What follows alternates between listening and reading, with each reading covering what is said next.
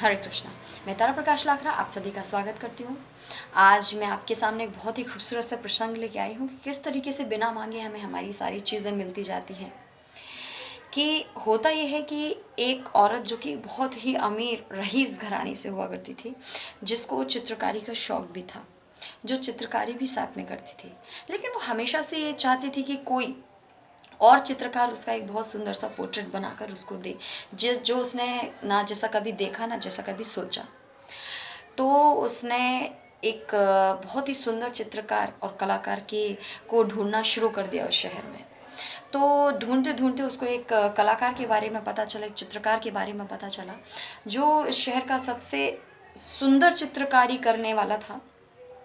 लेकिन उसके साथ सिर्फ एक ही परेशानी थी कि वो बहुत गरीब था।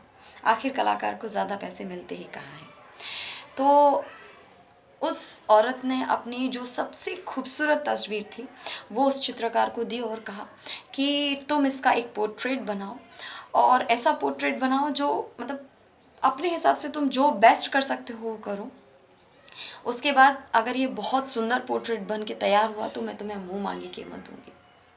उस चित्रकार, उस कलाकार के अंदर भी बहुत उत्साह भर गया कि उसके पास भी एक मौका था अपने जीवन के को और आगे और अच्छे तरीके से आगे बढ़ाने का।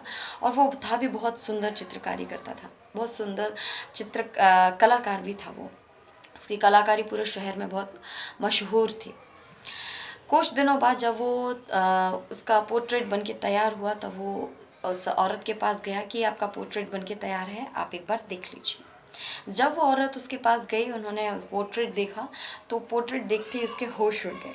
मतलब इतना सुंदर, इतना खूबसूरत उसने चित्रकारी करी कि उनको यकीन ही नहीं हुआ उस औरत को कि ये मैं हूँ, या फिर इतना खूबसूरत तरीके से उसने उसको अपनी चित्रकारी को उस पोर्ट्रेट के अंदर निकाला, बाहर निकाल के रखा अपना सारा जितना भी उसकी अंदर की कला थी।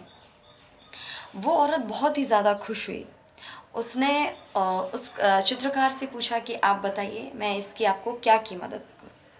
अब वो चित्रकार इतना ज़्यादा असमंजस में पड़ गया कि मैं क्या मांगूँ इससे। ये तो विदेश से आई है, इसको तो आ, क्या मांगूँ, बहुत अमीर भी है।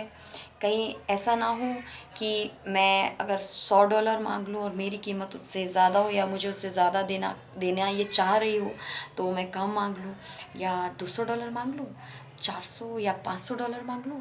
फिर वो सोचता है नहीं नहीं, ये ऐसा ना हो कि ये बहुत ज़्यादा हो जाए तो वो मुझसे नाराज़ हो जाए। मैं क्या मांगूँ, कैसे बोलूँ, क्या बोलूँ, उसको कुछ समझ में नहीं आ रहा था। आखिरकार वो उस औरत को ही बोल देते हैं कि आपको जो देना चाहे आप आपके हिसाब से दीजिए, मुझे सब कुछ मंजूर है। वो औरत अंदर जाती है, वहाँ अपने घर से पर्स लेके आती है और बोलती है इस पर्स को आप रखिए, ये बहुत ही कीमती पर्स है। तो चित्रकार जो था, वो कलाकार का मुंह एक मतलब एक दुविधा भरा हो जाता है, उसको समझ ही नहीं आता कि मैं क्या जवाब दूँ। तो वो उसका सम्मान रखने के लिए वो पर्स तो ले लेते हैं, और लेने के बाद वो खुद सोचते हैं मैं, होगा बड़ा कीमती पर्स, बहुत कीमती पर्स होगा, मैं लेकिन इस पर्स का मैं करूँगा क्या, मतलब ये मेरे किस काम का। हाँ, बहुत देर असमंजस में पढ़ते पढ़ते पढ़ते आखिरकार उसने ठान लिया कि जाने देता हूँ, मैं इससे तो अच्छा होता कि मैं उससे कुछ पैसे ही मांग लेता। क्या करूँ क्या करूँ, एक काम करता हूँ $100 ही मांग लेता हूँ। वो उस औरत को बोलता है रुकिए, मुझे एक काम कीजिए, आप ये पर्स रख लीजिए और मुझे इसके बदले में $100 दे दीजिए। वो औरत बोलती है जैसी तुम्हारी इच्छा, लेकिन ये बहुत ही कीमती पर्स है। तब उसने बोला नहीं, मुझे पर्स नहीं चाहिए, मुझे आप सिर्फ $100 ही दे दीजिए। वो औरत पर्स लेती है और उसी पर्स में से $100 निकाल करके उस चित्रकार को दे देती है।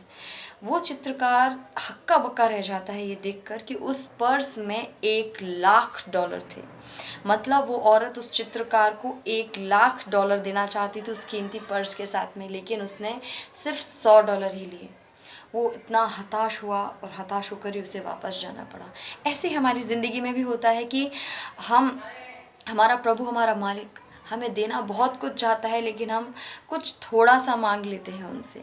इसलिए कभी आप देखने की कोशिश कीजिए, हमारे आस-पास देखने की कोशिश कीजिए उन सारी चीज़ों को जो हमें हमारे ईश्वर ने, हमारे इष्ट ने, हमारे आराध्य ने जो हमें बिना माँगे दी हैं, जिनके लिए हमें हमेशा उनका शुक्रगुज़ार होना चाहिए। इसलिए बोलते हैं कि कभी भगवान से कुछ माँगो मत, सिर्फ़ उन पर विश्वास रखो कि हमारा मालिक, हमारे इष्ट, हमारे आराध्य जो हमको देंगे वो बेस्ट ही होगा। कभी-कभी वो हमें समंदर देना चाहते हैं, लेकिन हम उनसे सिर्फ़ एक बकेट भर ही माँग पाते हैं, क्योंकि हम हमारी क्षमता के हिसाब से ही माँगते हैं, लेकिन हमारा ईश्वर जानता है कि हमारी काबिलियत क्या है। तो हमें हमारे ईश्वर पे हमेशा विश्वास रखना चाहिए। सिर्फ़ आप विश्वास रखिए, बाकी सब हमारा परमात्मा देख लेंगे। हरे कृष्ण।